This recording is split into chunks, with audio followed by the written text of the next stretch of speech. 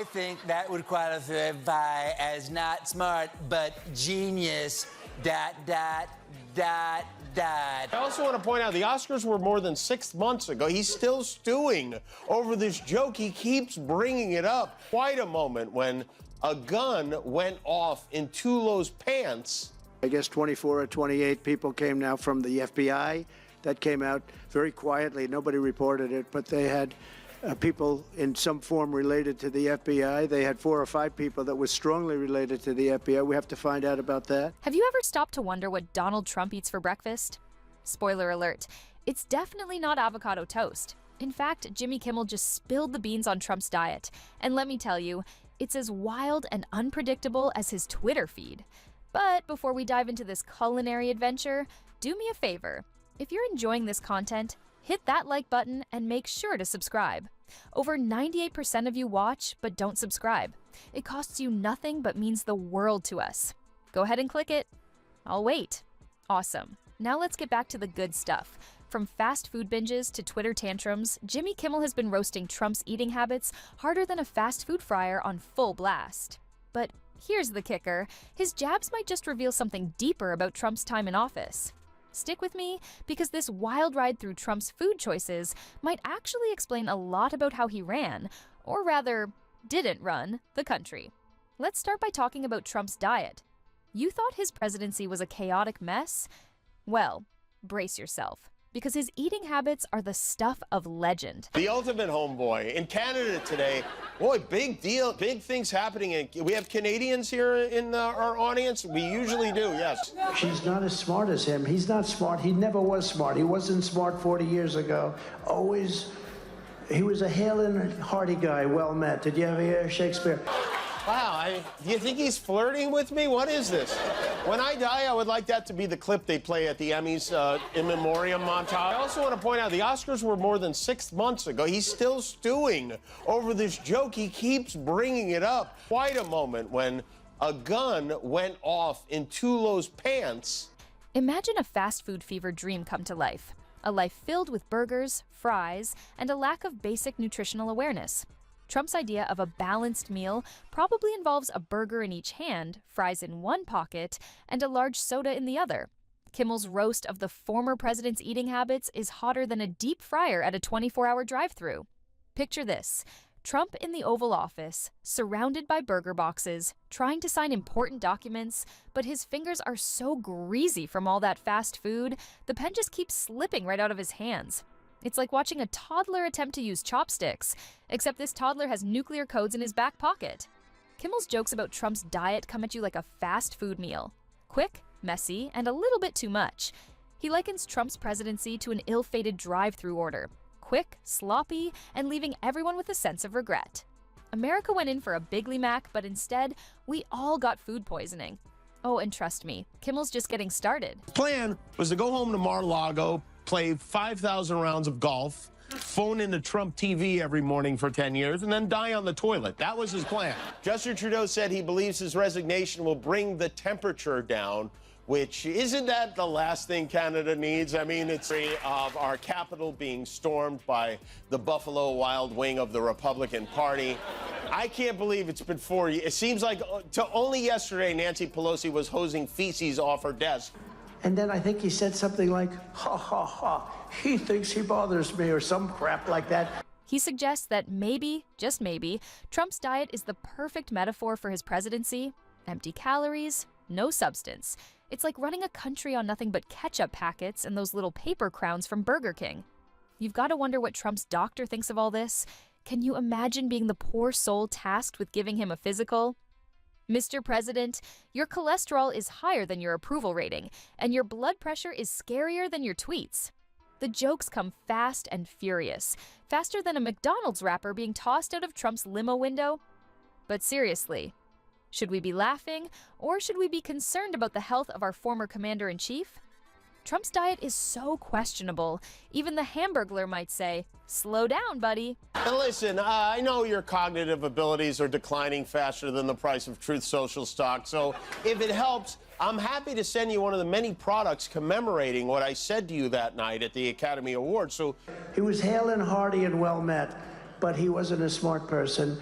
but she is a very dumb person. It's 2 degrees in Winnipeg right now.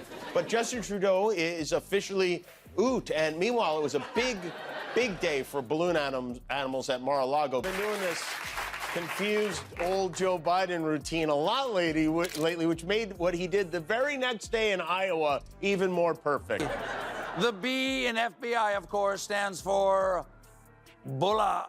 But that's not all. Kimmel has another zinger up his sleeve. Trump's presidency was like a Happy Meal. Looked good in the ads, but left everyone disappointed and sick. Ouch. That burns more than the heartburn from a triple cheeseburger. Trump is like a walking fast food commercial, determined to make America's arteries great again, one greasy burger at a time. At least he's consistent, right? Whether it's his policies or his meals, it's all about instant gratification with zero regard for long-term consequences. President of the United States, I think that would qualify as not smart, but genius, ... We have to find out about Hezbollah. Hezbollah? Look, I'm a very stable genius. Now, if you'll excuse me, it's past my cheeseburger's bedtime. Let's go. And a very stable genius at that. Yes. Here's the real kicker. As we're laughing at Trump's ridiculous eating habits, there's a nagging feeling of worry creeping in. This is the guy who had the nuclear football at his fingertips, but can't seem to handle a salad fork. Just thinking about it might give you indigestion. Trump wears his unhealthy habits like a badge of honor, believing he's earned some kind of working-class credibility by eating like a college freshman during finals week. Newsflash, Donnie. Most working-class folks can't afford to eat fast food 3 times a day. They're too busy worrying about healthcare and making ends meet. I wish they reported it. If the press were honest, they'd report it. But the number of people out there. Yes. We've never seen this many people outside the Sprinkles in Kittening, Pennsylvania. And just before the best picture of the year, the show is almost over. They're waiting for the best picture of the year. He gets up and he says, and his wife said, please don't do it. Please, darling, don't go out. He goes out and reads My Truth to the entire audience right before the best prime time, the best picture. And it said basically, he is the worst host in the history. He reads the whole thing. Actually, very convenient that Eric's birthday is on January 6th. That way, Trump only has to remember the 2 biggest mistakes he ever made on one. They're being hit especially hard right now. In Kentucky, temperatures were in the teens, which was colder than Anchorage, Alaska. Wow. But hold on, because things are about to get even juicier. If you thought Trump's relationship with fast food was complicated, just wait till you hear about his marriage. Jimmy Kimmel's roast of the Trump union is spicier than a deep-fried chicken sandwich, and let's just say it leaves some serious burns. Is Melania just another item on Trump's value menu? Let's take a closer look. Melania Trump is about as rare at Trump rallies as a salad at McDonald's. Kimmel joked that her latest public appearance was probably in compliance with Section 3, subsection 2.7 of her prenuptial agreement. Ouch. It seems like Melania's contract has more fine print than a fast food nutrition label. And when the Trumps do make a public appearance together, it's awkward. Shared a very heartfelt post about his son on Truth Social. He wrote, had this election not been won by Donald Trump, civilization would be lost. Oh, wait. But the main reason Trump made a stop at Sprinkles was to point out, I guess, how much they're overcharging their customers because he played a quick game of The Price is Right. I guess 24 or 28 people came now from the FBI. That came out very quietly. Nobody reported it, but they had people in some form related to the FBI. They had 4 or 5 people that were strongly related to the FBI. We have to find out about that. But as the evening went on and the results came in, almost every anchor looked like a child slowly realizing that no one was showing up to his birthday party. Picture this. They're like a couple trying not to smudge each other's bronzing cream, all while standing in front of a camera. Kimmel quipped, "There's nothing more beautiful than watching a man and his wife try not to touch each other after an all-you-can-eat buffet. It's the kind of awkwardness you can cut with a knife, one that's probably coated in grease from Trump's last burger binge. You've gotta wonder, does Melania secretly wish she could trade places with those burgers? At least they only have to deal with Trump's grabby hands for a few seconds before they're gone forever." Trump says it's too late for another debate now, which is ridiculous, but also interesting. He continued, I went from very successful businessman to top TV star, ... Being like really smart is not the same thing as being really smart, sir. January 6th was a day of love. Come on. It was a day of love. It was a day of peace that I have nothing to do with. It was Hezbollah, who is also... I said, he's one of the dumbest human beings ever. He should have listened to his wife. Kimmel also wonders if Melania's silence during Trump's many controversies is a carefully calculated move. Is she playing the I'm not with him game, all while standing right next to him? That's some next-level strategy right there. It's like watching a drive-through order go wrong, but instead of a refund, you're stuck with the meal and an extra serving of awkwardness. Kimmel's jokes about their marriage are like a spicy chicken sandwich. They leave a burning sensation that some people love, while others wish they could make it stop. It's like watching Trump attempt to eat a salad, completely unsure whether to laugh, cry, or both. But here's the question. Is comparing Melania to fast food funny? Or are we crossing a line here? Are we just poking fun at the powerful? Or are we finding new ways to argue with each other? Humor is a double-edged sword, and it's hard to tell which end we're holding. So Sioux City, let me ask you, how many people come from Sioux City? Perfect save, flawless. Nobody even noticed. Honey baked Hamlet. They never heard of Shakespeare. Nor did Shakespeare write the words hail and hearty. That is a soup. Because for a guy who is so obviously afraid of Kamala Harris, he can't stop yammering about how much smarter Joe Biden is. The deep south deep freeze is so bad, even Texas is under a winter storm watch. And just to stay warm, Texans have been forced to huddle around. Maybe, just maybe, this kind of political comedy is the new normal. After all, who needs news anchors when we have stand-up comedians bringing us the latest updates with a side of fries? If politics is going to be a circus, Jimmy Kimmel is more than ready to step in as the ringmaster.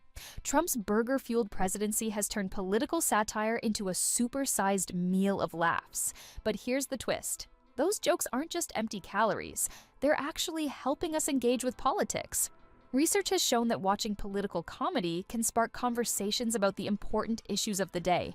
It's like political fiber for our democracy, keeping things moving and hopefully helping us make better choices at the ballot box. I hope the press got the crowd outside. Did you see the people? Did you see the number of people? I mean, I'd be happy to send you any or all of those items. Just let me know. They're my gift. And also, for the record, my manager wasn't trying to talk me out of responding. Worked my wife in there. Should I be worried that Trump has mentioned my wife more times at his rallies this year than his own? remember the Academy Awards? I said how he's the worst host in the history of the Academy Awards, and this stupid guy goes up. Able to remember that Barbie herself was laughing at him. Sorry. I'm sorry. Is he now saying that January 6th was done by Hezbollah? So, the next time you find yourself laughing at Trump's latest Twitter tantrum or Kimmel's latest roast, remember, you're not just having a good time. You're also getting a civic workout. But let's not forget, while we're all cracking up at Trump's antics, there's still real stuff at stake. Use that giggle to stay informed, stay involved, and maybe, just maybe, the next time you're tempted by a Big Mac, think twice. After all, your country and your waistline will thank you for it. We don't need to end up as stuffed as Trump's ego, do we?